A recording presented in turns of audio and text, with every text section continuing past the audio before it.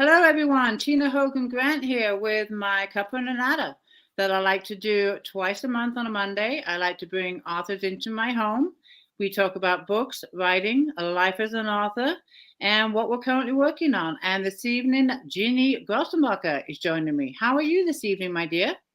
I'm doing just great, Tina, and I'm so excited to be here and talk to you. You too. And we're going to have some viewers soon. And what part of the country are you from? I'm from California. Me too. Oh, you too, huh? Me too. Yeah, I'm a Northern California girl, born and raised in Sacramento and lived in San Francisco also. And went to college in Portland, Oregon, and a little bit in Italy, and mostly just here. You've been quite around. You was born and bred in California all your whole life. Yes, yes. Wow. I was up in Northern California for about 6 years in Sonora. Oh, yeah. Beautiful. Beautiful. And now I'm in Southern California in another small town. It's called Frazier Park, and we're just north of Magic Mountain. Just above the Grapevine. I do see that we have some people here. I am going to click on some names because once I click, this little banner across our face will go away. Hold on 1 second. So we have, let me see, Vicky's here. Hold on 1 second. There's Vicky. See, now I can see you. I don't know why they do that banner right there.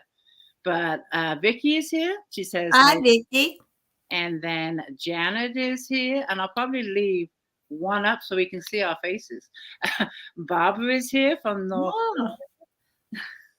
Hi, Barbara. Barbara's here, and then Karen is here. She says hello, Tina and Ginny. Oh, hi, Karen. And another Karen, Karen Wright, says hello. Oh, great. And Ruth Benson. Oh, hi, Ruth. You know, everyone knows Ruth, it seems like. We have a in the group that's coming up as Facebook cues, but I want to click a few. They're in my group, which is private, so I can't see your name. If you hop over to my author page, I'll be able to see your name because it's not private on my author page. Just giving you a heads up. And we have one more in my group. It says this is fun. So, Ginny, you're in California. Can you just give us a little background on yourself before we start talking about your books? And then you want to share with the rest of the world. Well, when I left college, you know, I was an English major at Lewis and Clark in Portland, and I left college, but I really didn't know what I wanted to do. And so I was a travel agent for 10 years. And then I became a teacher. And so I taught English for 28 years after that, and then retired early because I had a frozen vocal cord.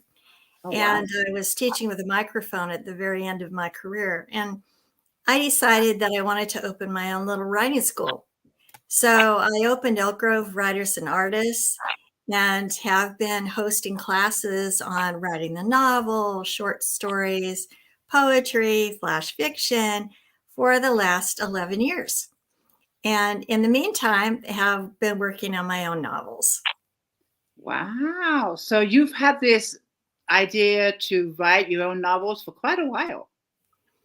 Well, you know, when I was 6 years old, I used to dress up in my older sister's long dresses and outfits and petticoats, and I'd put them on all the neighbor kids, and we'd go running around in their high heels, and we'd all have parts to play. Somebody would be, you know, the belle of the ball. Another person would be the policewoman riding up on her horse. And so I've always been making up stories and writing them with my students, of course. And so when it came time to write my own, I had plenty in there. No kidding. And how many books have you written? I've written 3 books, the American Madam series, Madam of My Heart and Madam in Silk. My latest that I will read today from is Madam in Lace. And then I've written a poetry collection that I'm just finishing publishing now called Glimpses, which is it's kind of like everyday poetry for women who love life. Wow. And is this a series? It is a series. There's 3, correct? Yes, it is. It's a trilogy. And then I am starting another trilogy about artistic women in America. And that one will be called In Dreams of Glass. And it will be about a glassblower's daughter in San Francisco in 1863. So these are historical fiction? Yes. Wow. So you have to do a lot of research prior to writing books. I do. And research is part of the fun, you know, because I used to teach English and history component together. And so I taught research techniques to my students. And so when it came time to do my own, all I had to do was pull up all my old files on how to and start there. And of course, you know, the more you research, the more you get excited because you hear about this story and you say, wow, I'd like to write about that too. Yeah. Do you stay in like a specific era when you write your stories? So what era do you tend to write in? Yeah, it's Victorian. I like Victorian America. And in this one, it's Victorian France. But the thing is, I just, you know, I love the long dresses, the hats, you know, the way you can dress up people, the men in their top hats, the stagecoaches and all that, you know, it's just fascinating. It's just fascinating. When you're done, how long do you spend on research for each book? How much time do you spend on research? Because you have to write the book too. Well, the first book, Madam of My Heart, my very first, I just spent too much time on research, actually. I kind of self-indulged because I just fell in love with the gold rush time period in America. And then I took a lot of trips. I went back east to Baltimore and to New Orleans and then to parts of San Francisco so that I could actually set my scenes precisely in those streets in that particular time frame. And, you know, things haven't changed that much. I mean, I couldn't believe it. Some of the street names are still exist. And some of the areas have been restored, like the area in the Inner Harbor in Baltimore has undergone a major historical restoration. So I was able to actually pinpoint the exact house that my Brianna would grow up in. Wow. And Madam in Silk, unfortunately, I mean, it was Chinatown, and I went there and I walked around and I took walking tours with Chinese guides and visited the temple and all of that. But a lot of Chinatown was rebuilt after the 1908 earthquake. So, okay, I didn't know that. Yeah. So we can see culturally pretty much what was there, because when we visit Chinatown today, it's more like China than probably China is right now, because China has changed, right? And China's modernizing, and our Chinatown in San Francisco has it seems very quaint and old fashioned. I have not been. I've been there many, many years ago when I lived in Sonora. Now, you mentioned the Gold Rush era. This series is the entire trilogy takes place during the Gold Rush era, or just that one book? This, both of these two, Madam of My Heart and Madam in Silk, take place during the scope of 1849 to 1858, I think. Okay. And so that is their time period, and they deal a lot with San Francisco. Okay.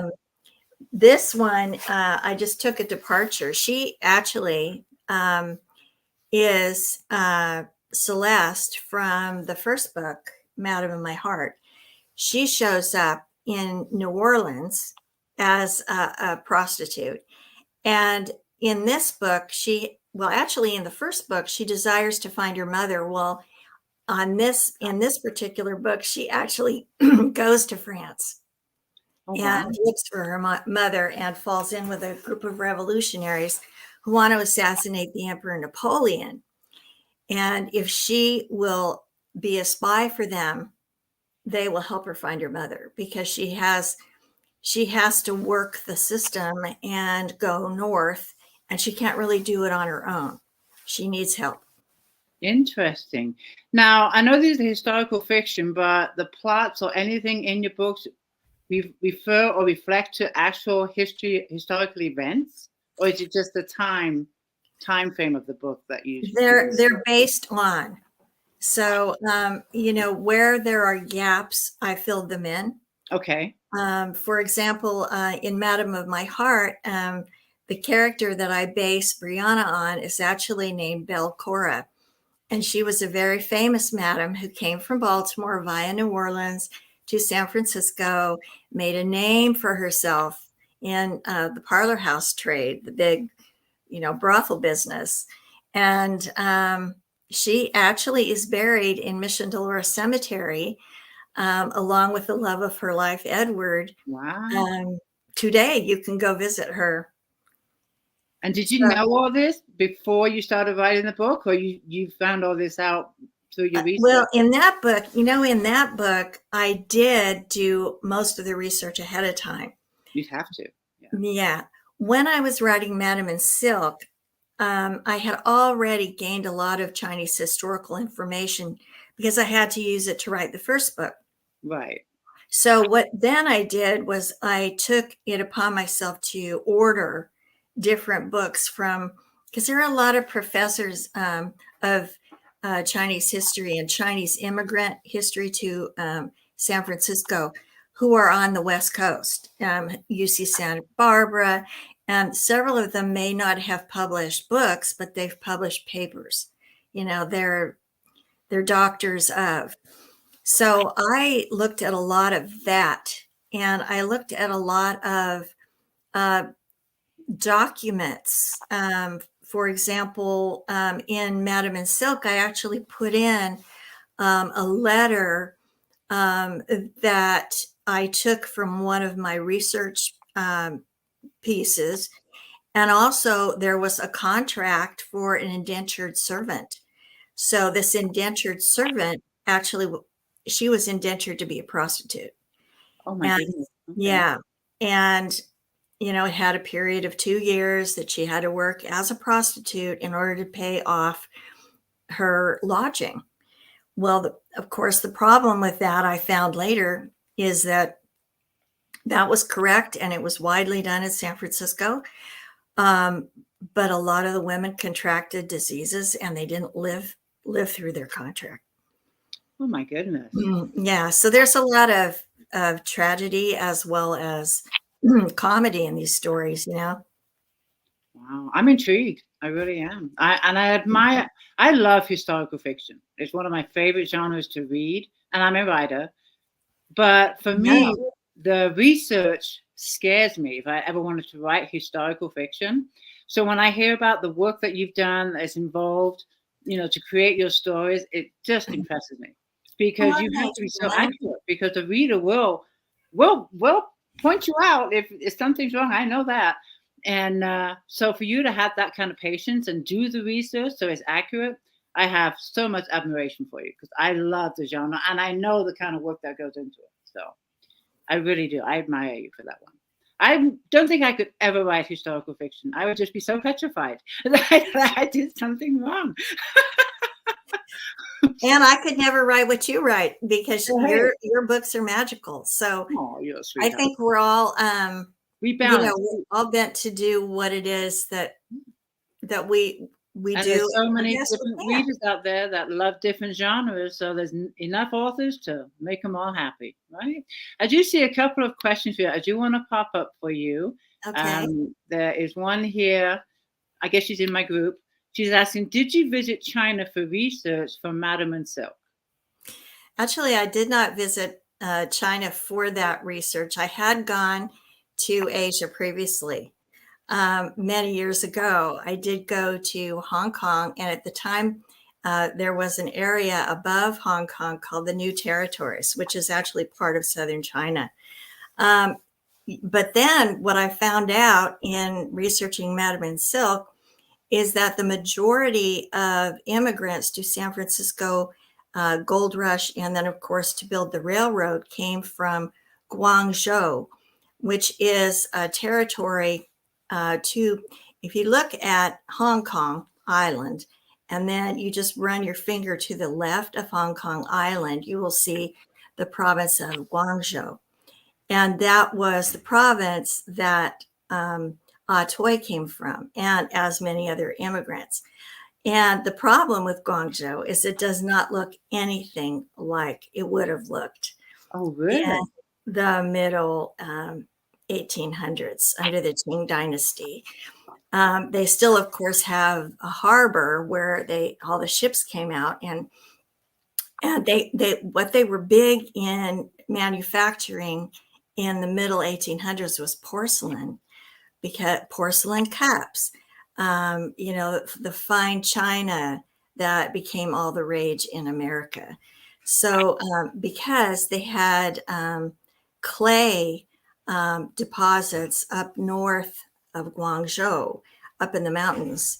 And so then they would bring those down to the porcelain factories that would create this fine china. And it would, of course, go to England and then, of course, eventually go to America. So, yeah, but it does not look, I mean, what I did was, because I did consider going, and I've heard that it's actually quite nice, but it just doesn't look anything like it would have looked. And so, I thought, I better spend what little funds I have as a writer to just craft a great story and spend my time in San Francisco, which is what I did. Perfect. It sounds perfect. The book that just came out, when did it come out? The third This book? one was 2021. Okay. It was December, year before last. And that one came out. And, when we were doing all the pandemic writing, and I know you were doing it too, Tina, because, I was on your page and I was seeing everything. It was harder. It was much harder to get the news out. I mean, we could get It really was. And that's when I started doing these chats, because I couldn't go out. I couldn't go out in public. I couldn't go to, because I like doing public libraries. I do speeches at libraries and stuff like that. And I couldn't do any of that. So I thought, you know what, maybe I can do something online. And that's when this was born, the chat. This is brilliant. I love it. Yeah. Really, and I have our readers that come in, and it's something to look forward to. I love meeting new authors. I love hearing about new books. The readers are great. The questions are fantastic, and it's just a lot of fun. And we're able to reach, a lot of people. So that's how this was born. So I really enjoy doing these. With your covers are stunning. Can I just see this cover again? The cover is absolutely, and all three of them, not just this one, they're all stunning. Did you design these or have any say in the development of the covers? Well, I'm indie published, and so I have a say in everything. Okay, cool. Yeah, I own my own press now. So what happened is, I began, let me grab the book, Madam of My Heart. I began with a designer in Singapore. And so she created the template for the book, which I love, because she carries, sorry, I'm having trouble figuring out what camera it is. Yep. So she has, the women here, and then on the back, she carries the motif of, the filigree and all the beautiful writing. Well, and I just loved, I know I'm giving an advertisement, but I love the fact that the women are also on the cover, so that when they're, in a bookstore, people can see who they are, I love the design. So I love the color. Thank you. Well, I started with her, and then she went back to school.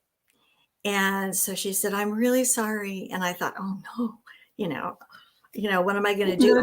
One book out, and I'm going to do another one. So one lady in town in Sacramento said, I know a gal who's just super.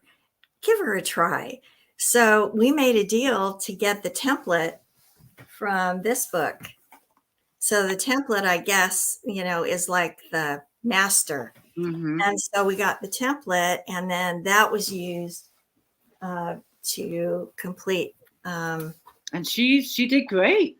Yeah, she did really good. Because we wanted to have the setting, the picture of the setting at the bottom. No, it's beautiful. They are very beautiful. You should be very pleased. And Thank with your next books that you come out, you said you're working on a series now. I'm sorry, a series you're working on now? The next one will be a trilogy as well. Okay. And it's called Artistic Women, Women in the Arts. And so the first one is a glassblower. The second one is a painter.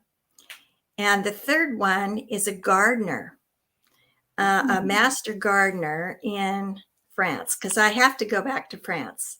I love France. France is like a second home. When people go, let's go on vacation, I just have to save my money up because I love French food and I love French culture. So got to go back to France, and your books will take you there. They will take me there. And the French are in love with art and music, but also their gardens. Mm-hmm. And so I visited Monet's garden that he wrote his water lilies or painted his water lilies from. And then I got a book about the gardeners. And so I got very excited. So, it's kind of like, what if? So this is a series about women who wouldn't have that role normally. Even if you had been a woman in 1870s France, you probably would not ever have become the master gardener for a famous person like Monet. But if you had an in, if your father was a gardener for Monet, or then you could. Then, yeah. So, so that's kind of my story premise. So interesting. Now you mentioned the gardening. Do you like to garden? I do. Yes, I do. Yeah, I love bulbs, and I love irises, and I also have a pretty substantial rose garden. I think I have about 15 roses. Wow, that's a lot. And I have a rose arbor, and some of them will still be blooming even in the winter, and even through the frosts. And you have to kind of keep clipping them, keep maintaining them, and then you have to really cut them back. Do you get snow in Sacramento? No, you don't get but snow. We get frost. Okay. And we get extremes. We get it might be 30 degrees tonight, actually. And then during the day, it might be 62. So it's a pretty extreme weather, I think, up here. And then we got terrible rains, as you know. Oh, yes, we got them too. In fact, we had snow last night. I didn't expect that we had snow here last night. Oh, my goodness. That was nice. It was 22 degrees last night. Ooh. I'm oh my God, it's snowing. Where did that come from? But yeah, I mean, it's going away now because today it warmed up to it warmed up to like 45 degrees, and now we're living in slush, which I don't like. I like the fresh, clean snow. I do too. I do. I want to put up a couple more questions. So you must have quite a green thumb. Well, I'm just obsessed with beautiful roses, and I love to have them around. They just make me feel so happy. And sometimes we don't have everything we want in this world, but we can have flowers. And the fragrance too. Just walking through, a garden of flowers with the fragrance. I have irises because my mother was named Iris, so I put bulbs in her memory in my garden. So I love my irises, and I love bulbs because they come back every year. I live up in an elevation 5,000 feet. So annuals, I plan on the dead in by winter, but with the bulbs, they will go to sleep and they will come back. So I do love bulbs. Karen has a question for you. She's asking, we know you love France, but what place would you like to visit? I'm sure that's like to visit. What place I'd like to visit like this very moment? Well, let me tell you where I visited last year, and I wrote a poem about it. I went to Nantucket, and I had a job to do in Nantucket. I My grandbaby at the time was 5 months old, and my kids invited me to come with them because they had to go to a wedding. So I had to babysit my grandchild, and we were in Hyannisport. And so I got to go to the Kennedy Museum in Hyannisport because, that's where the Kennedy compound was located. And it was so beautiful. I cried during walking around. I got to see John Kennedy's, his rocking chair, the one that he had in the White House. A lot of pictures that I had never even seen, like in the old days in Life magazine or Post. I had never seen so many intimate pictures of him and his children.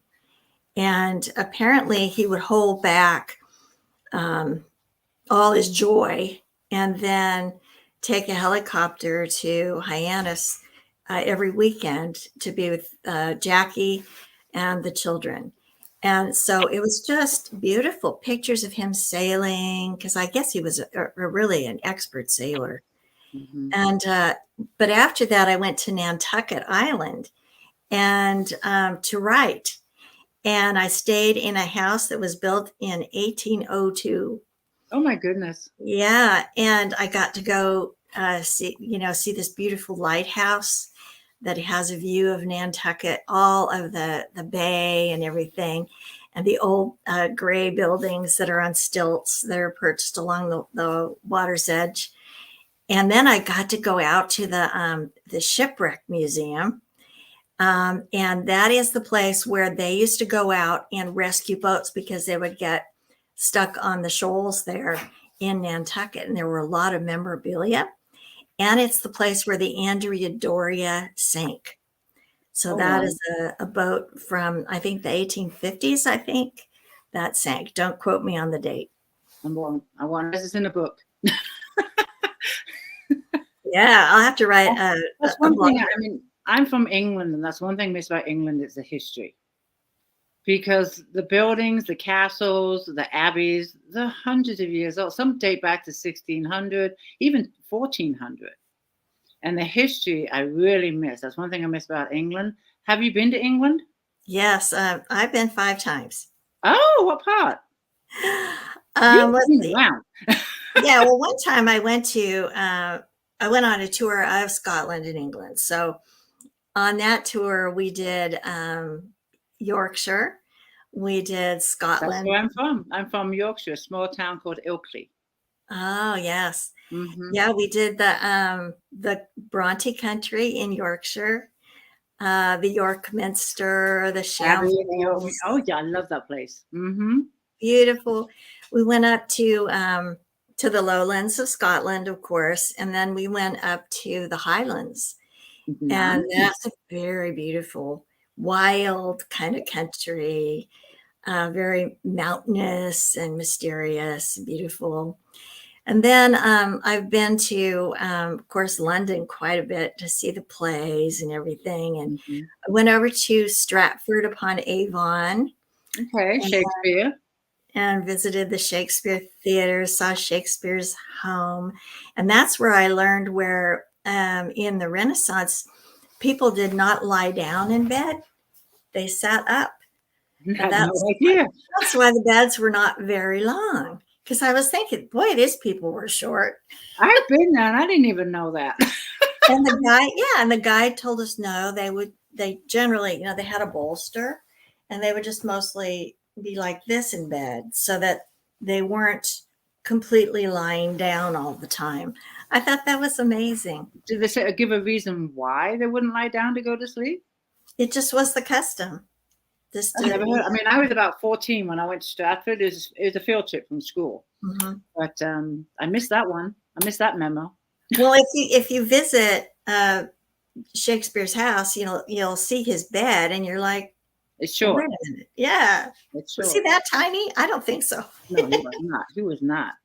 Okay, I'm going to take a couple more questions, and then we're going to have a treat, and you're going to do is read an excerpt first. Yay. I'm excited. I'm going to do a couple more questions. We have one here.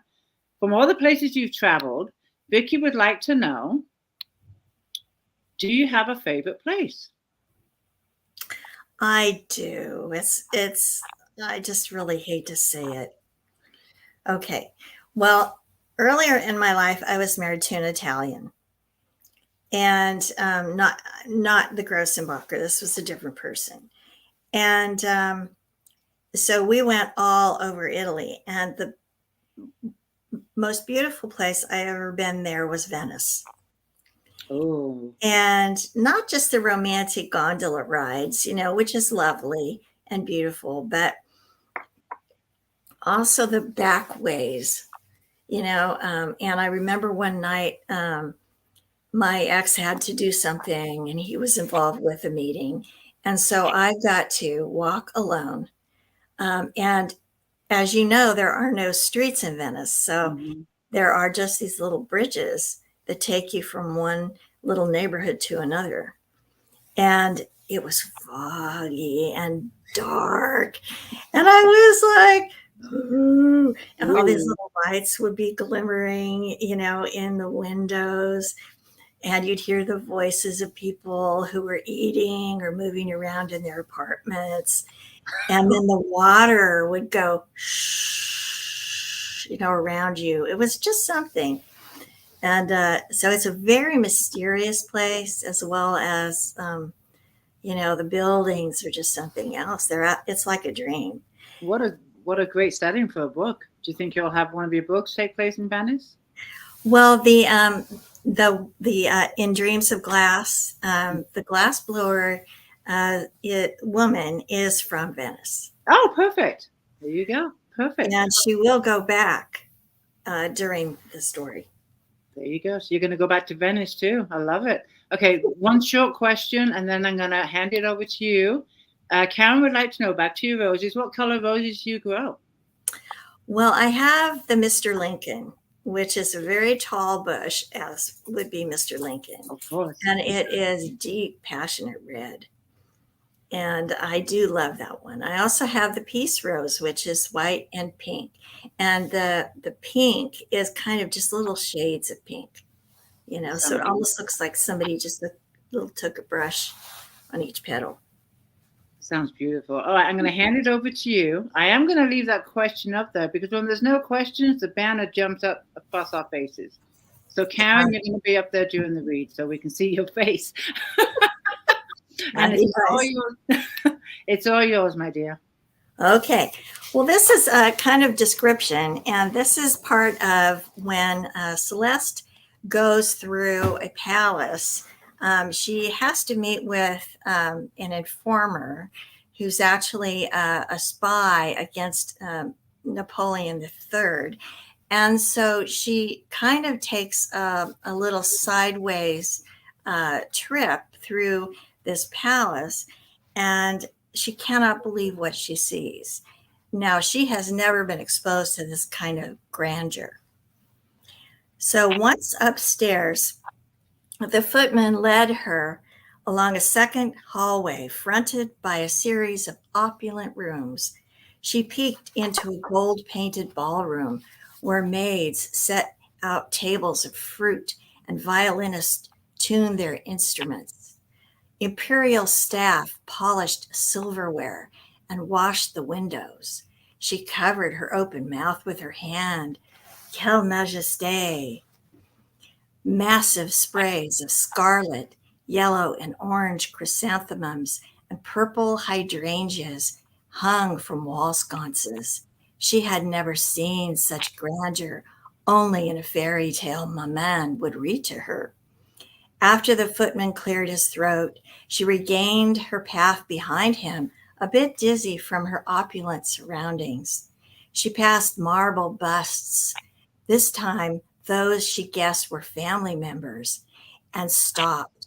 Who are they? She asked, holding on to a column for support. The footman slowed his pace, doubled back to her, and frowned, tightening his white gloves. Irritation sliced through her. Am I forbidden to ask questions? Surely underneath his powdered face, the footman had a family too. He paused, leaned up and down the hallway, maybe concerned to be seen. He extended a white-gloved finger toward the marble bust of the straight mustached man with a pointy beard and marble eyes fixed straight ahead. The emperor, of course. Next to him was a crowned woman with such sad-looking, close-set eyes. The Empress Eugenie. Then a sculpture of a little boy with curls adorning his head. She pointed at the child's statue. He is most cunning. The footman paused, apparently disarmed by her directness. Ah, yes, Napoleon. Prince Imperial. A sweet child. Louis. I get to see him at times when I pass his nanny in these hallways. Celeste tapped her cheek. There was a soft side to this emperor who tore down buildings and left his people to starve. The footman stopped at an unmarked door and knocked. Celeste could hear snatches of conversation, two men from the other side of the door. She made out the words, dinner party, Versailles, the Count. She cocked her ear, a sliding sound, a patter of footsteps, then silence. Maybe they had gone. The footman remained expressionless. He knocked again. Entree. The door muffled the words. The voice gurgled like a stopped-up drain pipe. If only her hands would stop their twitching. The footman ushered her into a spacious book-lined study with a table set at an angle. Behind the desk sat a man Celeste assumed was the assistant secretary.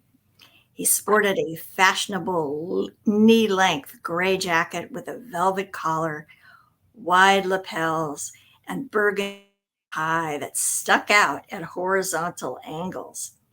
He wore spectacles and wielded a pen on paper as if it were a knife sliding on skin.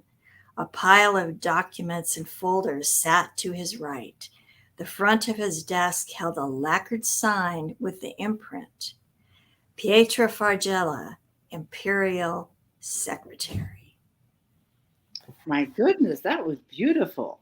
Thank you so much. I'm going to put up some comments. I've been browsing the comments while you were reading. Your voice is beautiful, by the way. Oh, thanks. I still struggle now and then. Beautiful. I'm intrigued, but here's some comments from your reading. We got Karen says intriguing. Another one says sounds so good. Hold on.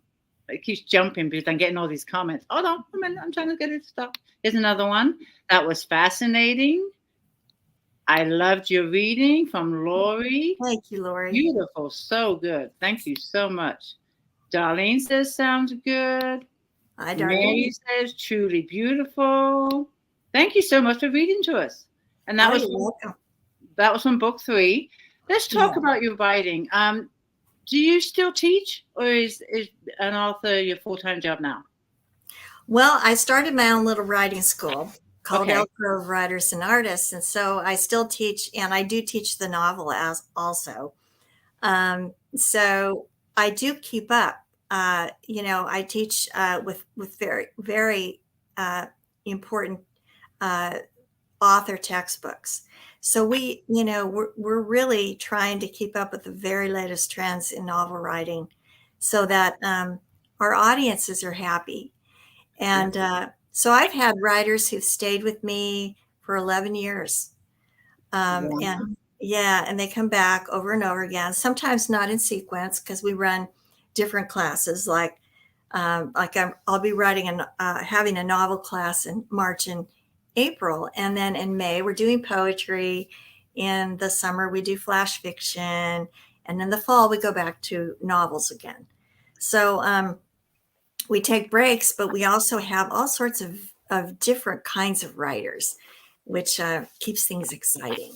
Now, your students, are they also writing novels that you critique or give feedback to, anything like that? Yes, we have a critique group that meets once a month. And a lot of times through the pandemic, we just, exchanged papers on email, but then we would have a Zoom meeting. and we would talk about, our papers. And I can tell you that most of them have published, Nice. independently. That just seems to be the trend now. And that's what I'm doing. I'm an indie author. I went through a publisher on my first book, and never again. Never again. I tried it, didn't like it. And for some people it works. That's what works for them. Indie works for me, it works for you. And I've said this before, it's all about control. I want to be in control of my work. And when I was with the publisher, I lost all control. And I couldn't wait for the 2 years of my contract to be up. I still want my book back.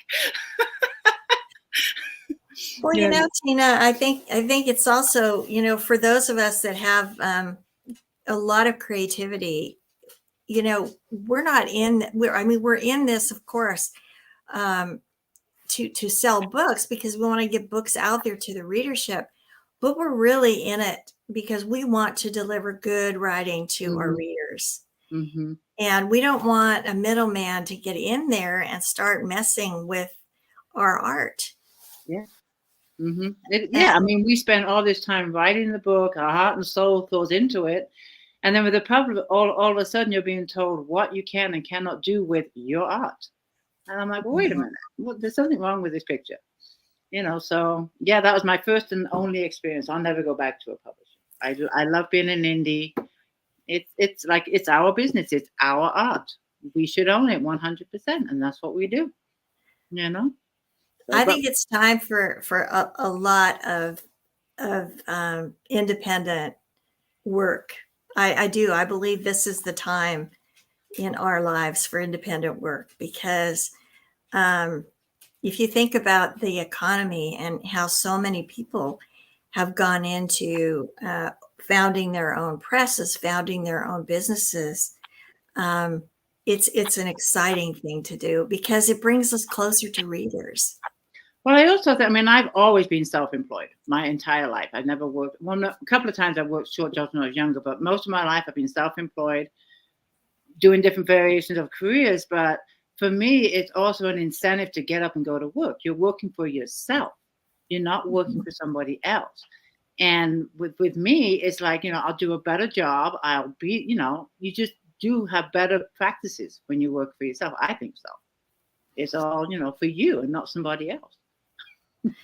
And, just with these wonderful people that are here tonight, we're going to hear from our readers. Mm-hmm. And so we have, the readers are basically the people we're writing for. And so that keeps us going too, doesn't it? It certainly does. And without the readers, we lose that incentive to write. It's their feedback. It's when they share our work. And I've told this to these people here tonight. A lot of them have read my books, but they still share my work. They still come to takeovers because they're supporting me. And that is just really, I really appreciate that. And I've told that to them many times. And the support, the feedback, the reviews, it goes a long, long way. It really does. And it gives us that drive to be creative and bring out more stories. It really does. I do a lot of, now that COVID is a little looser now, I do a lot of fairs and festivals. And I have a book booth and I decorate it Victorian style, That's and fun. And I wear a hat and it's very, very fun. And so, I think that that connection with the readers, because their eyes just pop open. I might be next to somebody who's selling hand-painted rocks, and then there's me, the bookseller, So it's a way to connect, like you said. And what I like doing about these chats too is, number one, a reader now has a visual of you when they pick up your book. They're going to visualize you. And what I really love is when an author reads their work. Yeah. Because if they were this chat, they see you, they hear your voice, and they're going to hear that voice when they read your book. Mm-hmm. And I think that is just a brilliant connection. Not just visual, but, the sound too. So I love it when an author reads a book. So I really appreciate that. Yeah. But with your writing, I do want to ask you this about with your books. How long does it take you to write a book? Like the trilogy, for example. Well, the first one, Madam of My Heart took 8 years. Oh, sounds like me. Start to finish, right? It just took me. I've been there. Well, I think when when you write your first novel, you think, oh yeah, a few months. Oh, no way. No way. And I was lucky. I had an editor who was just painstaking with me, patient, and really, really taught me how to write a novel. And so then my second one, I knew what to do, so Madam in Silk was 2 years in the making from start to finish, it just came. And I already had thought about her story while I was writing the other one. Mm-hmm. And then this one came in 2 years as well. So I'm kind of thinking, I think I'm a 2-year girl. There you go. But your books look like a pretty good size. How many pages on average? Well, this one I think is, let's see, just about 300. Okay, that's a good size book. Yeah, the first one I think is like 425. That's a big book. So they're starting to get smaller only because I want to write more frequently. Right. And with the trilogy you're working on now, do you have any kind of release date set for those? January of 2024 Excellent. will be In Dreams of Glass. And then how will you have all 3 books completed? And are you going to release them? No. Okay. So you'll have the first one, and then you're starting on the second one, writing it. Then I'll have the first one, and then I'll be working on the one about the painter, and then after that I'll be working on the one about the gardener. Exciting. Yeah, I can only keep. Some people can write 2 or 3 books at a time. I tried that, and no, not me. I just can't give it my attention. Yeah. I have to just focus. Yeah. I tried it, and I was getting all mixed up. I was characters from one book appearing in the other book. I'm like, this isn't working. I worked through it, and I said, no, now I'm just going to concentrate on one book. But I did try it, and for me, it was a disaster. I didn't know who I was writing about. It's like, okay, this is not working for me. It's not working. Did you write every day? Do you have a schedule when it comes to your writing, or work count that you want to reach every day? Just give us a little bit of background on what you try and achieve every day. Or yeah, well, I really say if I can write 500 words a day, which is a couple pages, then I'm in good shape. If I am what I call on project, which means that, I've got my copy editor has already been contracted and I need to get the work to that person, then I call that on project. And then sometimes I might write 4 to 8 hours a day, depending. I do like, as a schedule though, I love to write in the morning. I like to get up, at 6 or 7, have my coffee ready, do a little meditation, and then I love to write for several hours, and then put it aside, go to the gym, do errands, get the groceries, clean the house, do all that stuff, walk the dog, and then, then write in the afternoon. Okay. And so that's kind of how I work. And I like pressure. So if somebody says, copy editor waiting on this date, then I have to back it up and I have to really figure it out. If I really have just the leisure of all the time in the world, it doesn't work as well for me. Yeah. I like the little bit of pressure, and it gets me focused. It gets me focused. And I'm also one for lists. I'm not sure if you are, but I have a list at the beginning of the day, and I want to accomplish it, whether it be something on, social media or booking something. I have this list that I like to do every day. I start my day off writing my list. Now, what do I want to do today? What do I want to accomplish? And I get irritated if there's a few things not checked off by the end of the day. Oh, I know. I don't want to add it to tomorrow's list. It should have been done today. Well, I have a very strict calendar, And Okay. yeah, and there are some things, you know, we're human, so there are some things we like to do better than others, you know, Mhm. and so we get a little bit grumpy when we have to do that on our list.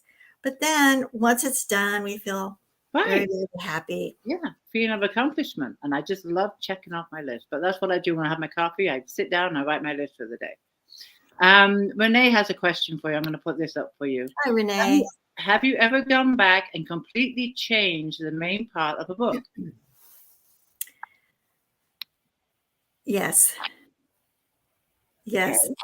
And I honestly can tell you too, Renee, that I have actually gone back and completely revised like a section in the middle. And that was so hard. But my editor was rigorous and he said, this part is not making sense in relation to the other parts. And so I did. I had to go back in and revise. And he was very strict. This was my first book. I've got to ask, how many words was this or pages that you had to? It was about 6 chapters. That's a lot. It was a lot. And well, it wasn't the skeleton of the chapters, but it Right. was the Good. content within that needed to be beefed up. And what I didn't realize is the importance of when you get to the middle of a book is really going back and referring to what happened at the beginning of the book and also referring to what might have happened even before the story started. You have to And connect. I did, yeah. And you're learning all of this complex stuff. Mm-hmm. So through that process though, and it was painful. Oh, It I was can really imagine. Just I cringed when you told me 6 chapters. Like, oh my God, just I was cringing. I didn't write it. That's hard. That's hard. And still with your writing, I want to get some questions up about your writing. There's one here from Elaine. Elaine Sapp has a question for you. Do your characters keep you awake, talking to you on your scenes? Oh yeah. They talk all the time. They just go. And, even if you finished writing and you're now going to fix dinner, they're talking. Yeah, And I can relate. yeah, and I dream about them. Mm-hmm. And there have been times in which, I was just tired and I took a little nap, right? I figured out the ending to a scene during my nap. I was See, I asleep. love how our scenes will come to you. You could be, taking a shower or something, and boom. Oh, okay, Mhm. that's how it's going to end. Do you plot your books? Number one, do you plot them, or your parents do? You do plot your books. Yeah, I'm a plotter, but I do allow this liberty. When I'm in scene, and especially in dialogue, in a Mm-hmm. scene, right? People are talking, I kind of let it go. I let it happen and I let it flow because sometimes there will be a surprise within the things that they say to each other and an angle I had not thought of Yeah, before. I can totally relate. And with that in mind, you say you plot, you probably have an ending. Has that ever changed because of the characters? Yep. Okay, not just me. No. And in fact, for Madam of My Heart, I had 2 different endings. Oh, interesting. I had a sad ending and I had a happy ending. Oh, you should make 2 books and they can pick. Yeah. And so I had my critique group and I gave each one, each of them, and they could vote and they wanted the happy ending. Okay, that's interesting. I like that. Yeah. And I will say also that in Madam and Lace, I had a different ending. You know how they say write the ending when you write the beginning. And so I pretty much had an ending planned. And, I got there. It didn't And happen. there was something about the boat going by Mont Saint Michel, and I just changed my mind. There you go. And it seemed right, and you went with it. Mm-hmm. And for me, I'm not a plotter, and I tried to end the book I wanted to in one book. Never happened. So now I just wait to see what happens. That's what I do. I just wait. and I have no idea how it's going to end until I write that last chapter or two. See, I think that's marvelous because your books are wonderful. Oh, you're a sweetheart. Thank you so much. Thank you. And So- I'm free to read yours, and I will be. I will be. So, but I do want to get this question to you. I like to ask the authors this: for writers, you have a class. What